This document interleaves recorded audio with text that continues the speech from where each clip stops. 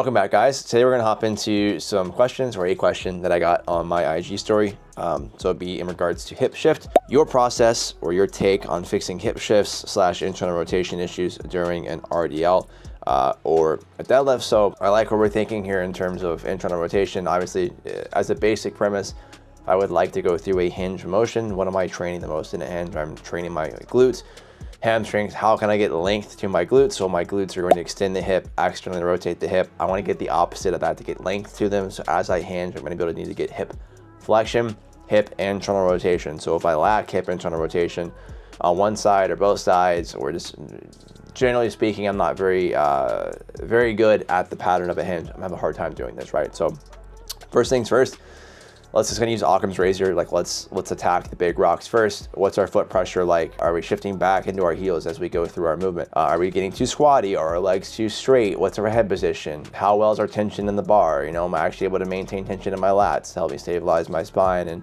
move through the hinge movement? Those are the things I would look for first. Like, you know, are we actually just hitting the basics of movement? I have a video on hinge mechanics somewhere. If I now am looking to correct based off the premise that I actually have those prerequisites down, what I look for, basic still, can I cue somebody better? Hey, you're shifting to the right. I want you to push more into your left foot, right? Or maybe we can kind of see some discrepancy in foot pressure on one side. Drive through your big toe more on the side that we're shifting away from. So trying to cue us back in that direction. Or use a mirror.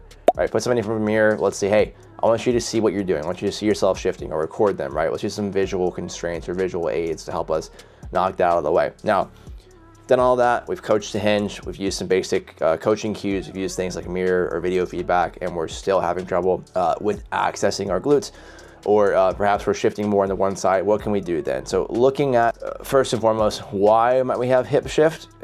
We could answer the question of, are we shifting towards something or away from something? So maybe if I have like right hip pain or right hip restriction, I'm going to shift more into my left hip. Maybe because my left hip doesn't hurt.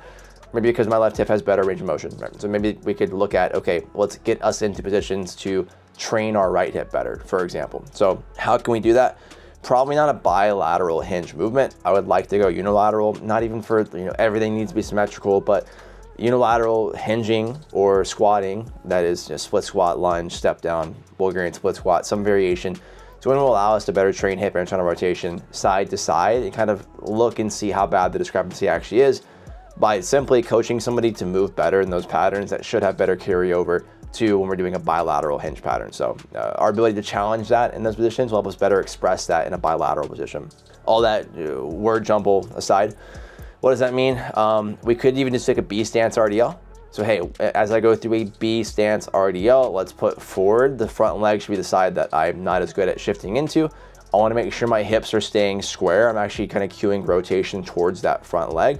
I'm maintaining good foot pressure. I'm not shifting back into my back leg or back into my front heel. So I'm maintaining a slightly positive or forward shin angle. Those are gonna be the things that are gonna help me get into that hip better, like get into the hip. Now, I could do something that's less specific to a hinge pattern. I could do like a step down, same exact cues. I could do a rear foot elevated split squat. You notice the trend there is we're trying to get more weight on one leg. If I did like a stationary lunge or like a front foot elevated split squat, that's gonna get me to actually intentionally put more weight on my back leg. If I'm doing a step down or a rear foot elevated split squat, I'm more so isolating side to side, and especially in terms of getting into that hip. Now, unilateral also specifically, because we're gonna get more internal rotation, or we're gonna get more length to our glute when we're in that unilateral positioning. So if I'm doing a step down or a Bulgarian split squat or a B stance RDL, I'm actually able to shift my hips over that single leg base of support, right? So if my front leg is forward, my hips are gonna shift outside of that. That's kind of where you're gonna see that kind of big toe, knee and sternum in line. I've kind of done a video on this previously too, in terms of looking at ipsilateral hip shift and why that's important. Fancy words. All it means is I can shift my pelvis over that single leg, right? So I'm not gonna get a lot of length into my glutes on that front hip. So that's kind of the checklist that I would go through. If you're having trouble coaching that, if you're having trouble doing it with yourself, please reach out. Link in the description for online coaching and advisory stuff. I'm always happy to help. I appreciate you guys watching. Please like and subscribe, and we'll talk again soon.